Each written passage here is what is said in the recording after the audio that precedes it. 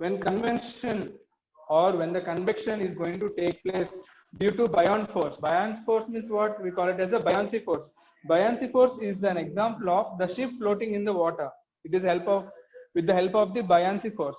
So that force we call it as a buoyancy force, which is the force which is allowing the object to afloat on the surface. That part we call, or that thing, that force we are having, that force we call it as the buoyancy force. As there is a difference in densities. So here one thing you have to observe. So please take the example of the coffee. So coffee, the first layer will be cooling it. So the first layer will get the cooled when you're putting on the fan, or when you're putting naturally. So without fan we are keeping it.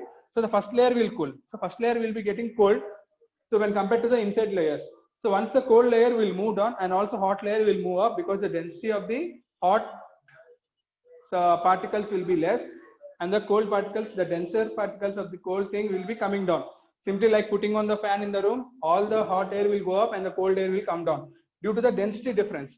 The cold air will have more density, and also hot air will have less density. That's the reason we feel very hotter when we are going up.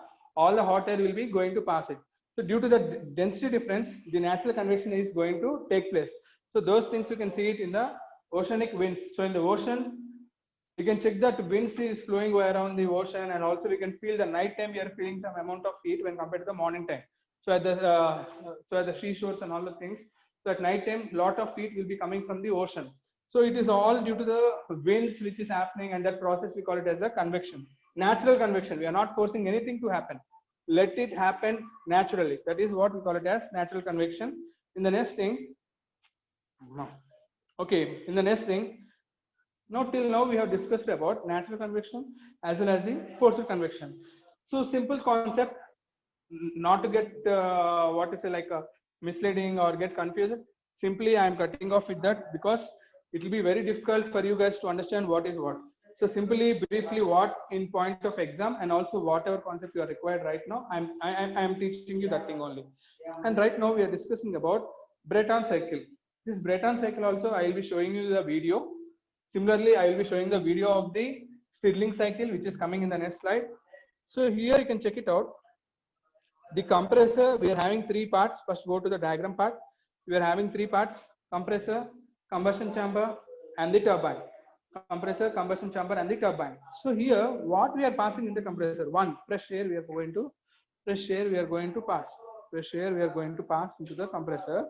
After that, that fresh air is going to get compressed, where the temperature and pressure, and it is passing into the combustion chamber, where amount of fuel is going to add in that one. The combustion will take place, and then that hot gases will pass into the turbine. So in the turbine, expansion is going to take place, and there we are getting the exhaust gases. So and from this turbine, we are going to connect the work output. So in the turbine, we are going to get the work output. So this is a process, we call it as 1 to 2 is compression, 2 to 3 is combustion chamber, 3 to 4 is the expansion process. That is what we are having in the Breton cycle. Okay, in the next cycle, in the next slide. So here we can check it out. Previously we have checked that is an open cycle, because exhaust gases are going outside. We are not utilizing that exhaust gases. It is an open cycle one. This is a closed cycle. This one is used as Breton cycle is nothing but this is a cycle which we are going to use in the gas turbines. So here we can check it out. The exhaust gases are again passed into the heat exchanger. This heat exchanger means we are reducing the heat from the exhaust gases and again pumping back to the compressor. This is used in the like once the air is getting, we are circulating that one, and also by cooling it, that is a process we call it as heat exchanger. So here you can check it out. In the combustion chamber process, we are having heat exchanger where the combustion is going to take place and all the things. So here we'll be having the heat exchanger again. So again in the TS diagram or in the PV diagram, 1 to 2 is compression, 2 to 3 is heat addition, 3 to 4 is expansion, and 4 to 1 is heat rejection. So heat is adding in the 2 to 3 process, and heat is rejection in 1 to 4, and 1 to 2 is the compression, and 3 to 4 is the expansion process. Okay, coming to the next one. Here you can check it out. First one is isentropic compression in a compressor, constant pressure heat addition, And next one is isentropic expansion in a turbine. And 4-1 is constant pressure heat rejection. Here you can check it out. 2 to 3 is constant pressure heat addition, and 4 to 1 is constant pressure heat rejection. Coming to next slide. In the next slide, we can check it out. The stirring process. Stirring process also it will be like. So there we have discussed it like different process where it is happening. Here it is completely different. 1 to 2. Here you can check it out. Constant volume process, isothermal expansion, constant volume. Here we are having 2 constant volume process. First expansion and last we are getting the compression. There we are getting first compression and last we are getting expansion, but here it is vice versa. 2 to 3 is expansion, 3 to 4 is constant volume process, and again 4 to 1 is isothermal compression process. In the next slide, we can check it out here. So this is the heat source where we are supplying the heat, and also this is the heat exchanger where we are getting the thing, and work is done by the piston. So the flywheel is rotating so that the crank is pushing the piston to the top. The gases is going to push forward. So here you will get that one is first one is expansion process and then constant volume. The volume is fixed here, and after that we are going to compress it.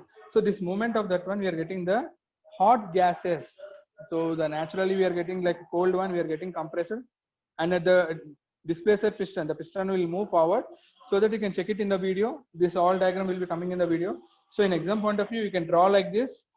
So the piston will be moving forward and pushing the gas forward. So the heat source which we are having will heat the gas, so that we are getting the required expansion. Okay, next one. So in the next slide, you can check it out. So this is the process up to the Stirling, as well as the Brayton cycle, as well as the forced convection and the natural convection.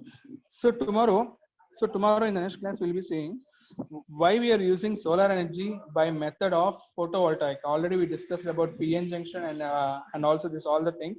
That one we have written in the expanding way for you to write in the exam point of view. Exam point of view, you may be asking the notes, sir, some more notes. That's the reason we are sharing here. In the next slide, you can check it out also. So these are the basic examples of the photovoltaic in the exam point of view. You can write in the points wise. So here I have taken 4 bullet points. You can write that one in the exam. It will be easy for you to understand. And next one is using solar energy by the method of photovoltaic. So here PN junction is there, because this is ECE as well as the mechanical topics. PN junction will be very easy, and so that's the reason I'll be sharing in the next video the Brayton cycle functioning video, the Stirling functioning video, as well as how the solar cell is going to work on. All the things will be given in that. So this is the point which we are giving for you in the exam point of view. So here how the solar cell works. This one I'll show you in the video right now, and the notes is there here. While the video explanation is giving on, it will be easy for you to understand. But here the notes is there for you. Don't worry about the notes. Okay, next. So this is the standalone solar power. How we are going to get? We have tried these points, and please draw this diagram. We're having a solar panel, inverter, and the electricity. All 5 points we have to write here. And in the next one is the grid solar power. We are having the grid solar power, grid connected solar power. So these things are applied, and also we will be explaining you in the videos now in the coming videos. So in the next video, we'll be explaining you the Brayton cycle, Stirling cycle, as well as the solar cell working, and this all the things you can check it out. Okay. Coming to the next slide, we can see all the links were shared here. So somewhat back, if you go to the back slide. Before thank you, we are having one page of the links while keeping the heading. So each and heading, suppose you are having any doubts at any point of time, you can just open that link and also watch the video at any point of time.